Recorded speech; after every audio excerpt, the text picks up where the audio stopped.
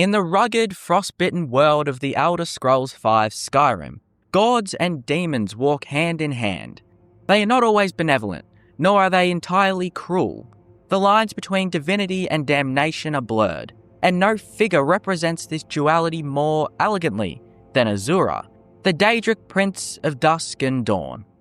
She is a god of beauty, prophecy and balance, revered by some as a guardian of fate, cursed by others as a manipulator of mortals. Her name is whispered in reverence among the Dunmer, shunned by the Nords, spoken with curiosity by scholars and adventurers alike. Yet for all her divine grace, Azura's story in Skyrim is strangely quiet. Her temple lies in isolation on a mountain peak, tended by only one priestess. Her influence flickers like twilight itself, brief, beautiful, and fading. This is the curious case of Azura, the god who is both light and shadow, saviour and deceiver, remembered and forgotten all at once. Azura is one of the Daedric princes, beings of immense power who exist in the realms beyond Nirn in Oblivion. But unlike her kin, the cruel Molag Bal or the deranged Sheogorath, Azura stands apart. She is neither wholly malevolent nor entirely kind. Her sphere of influence is twilight, the moment between day and night, beginnings and endings, truth and illusion. She represents transition, the fragile balance between opposites. To her followers, she is a goddess of prophecy and guidance, a light in the midst of change. To her enemies, she is a deceiver who meddles in mortal lives for her own amusement. Azura's power is poetic rather than brutal. She does not conquer through armies or flame, but through vision and fate. When she speaks in riddles. When she acts, her motives are wrapped in mystery. To worship Azura is to embrace uncertainty, to accept that even light can cast a shadow. Long before Skyrim's icy peaks were scarred by dragons, Azura's name was carved into the red stone of Morrowind. She was the most beloved of the Dunmer gods, worshipped alongside other gods as well. Azura's relationship with the Dunmer is both intimate and tragic. When the Chimmer betrayed their Daedric patrons to follow the tribunal, it was Azura who cursed them, transforming their golden skin into ash and their eyes to fire. It was an act of both punishment and mercy. She made them outcasts, but she also gave them identity.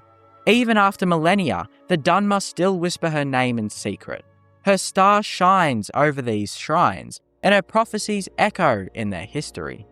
She is both the mother who blessed them and the god who abandoned them. In Skyrim, that legacy endures. Dunmer refugees still carry her amulets, praying not for salvation but for understanding. To them, Azura is the embodiment of endurance, the light that never quite dies, even when night falls. The first thing most players learn about Azura in Skyrim is her shrine, an awe-inspiring statue of a woman holding aloft a star and a crescent moon, towering above the frozen wilderness between Winterhold and Windhelm.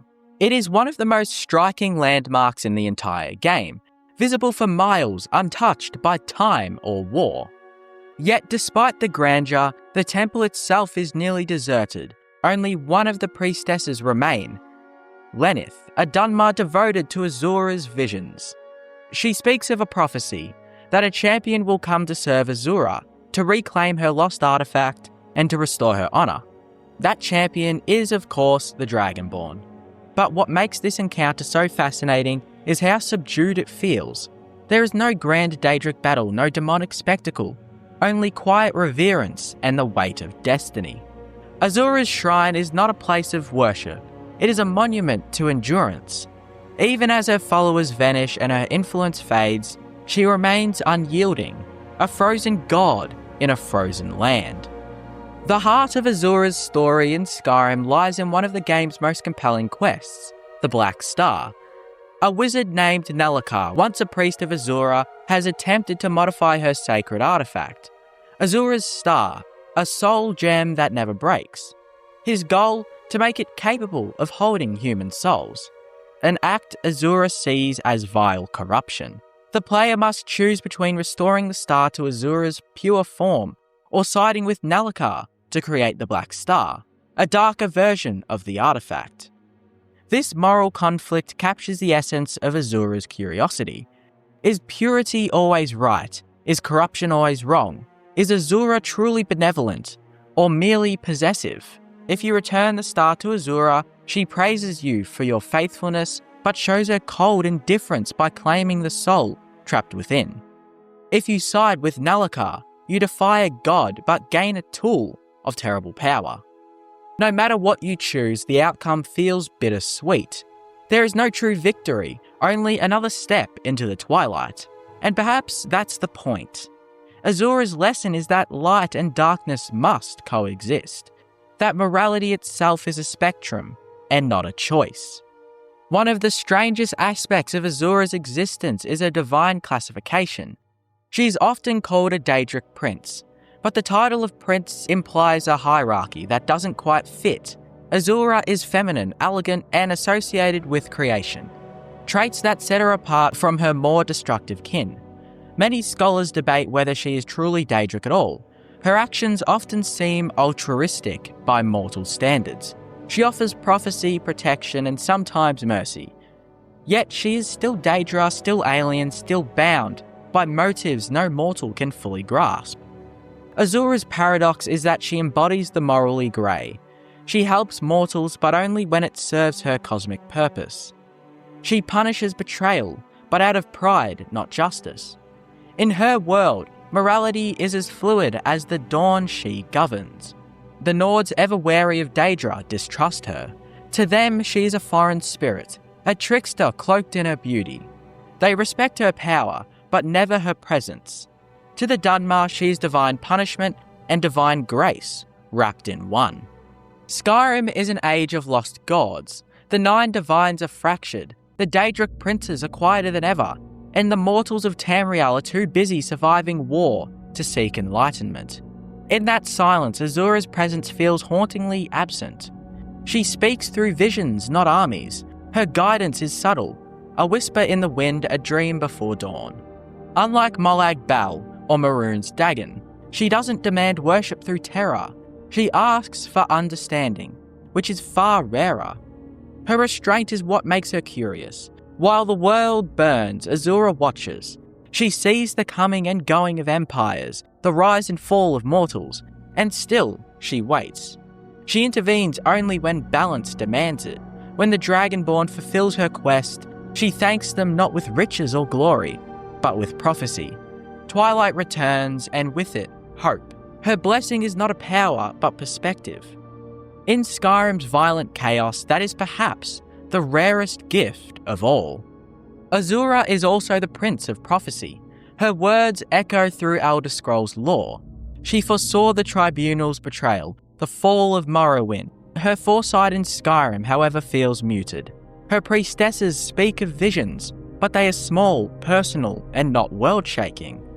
This shift reflects how Skyrim's world has changed. Prophecy is no longer destiny, it's guidance. Azura's role becomes philosophical rather than divine. She teaches that fate is not fixed, that every dusk leads to dawn, and every end is a beginning. Even the Dragonborn's journey mirrors her teaching. A mortal caught between 2 worlds, man and dragon, destiny and free will. Azura's prophecy is not about control, it's about acceptance. She knows that the only constant in Skyrim is changing, and that embracing it is key to survival. Among the Daedra, Azura stands as a relic of an older, more spiritual age. She is the last remnant of a time where gods spoke through dreams and mortals sought enlightenment rather than conquest. In Skyrim's grim world of politics and war, she feels almost out of place, too beautiful, too distant, and too calm. And yet, her quiet endurance gives her power. While other Daedra rage and scheme, Azura waits. She knows that every age, no matter how dark, eventually meets its dawn.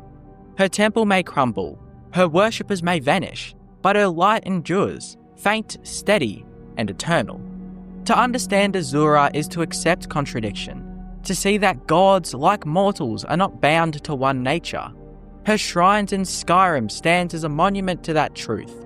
a frozen goddess holding the balance of night and day, reminding all who pass that life itself is twilight, fleeting, fragile, and endlessly shifting.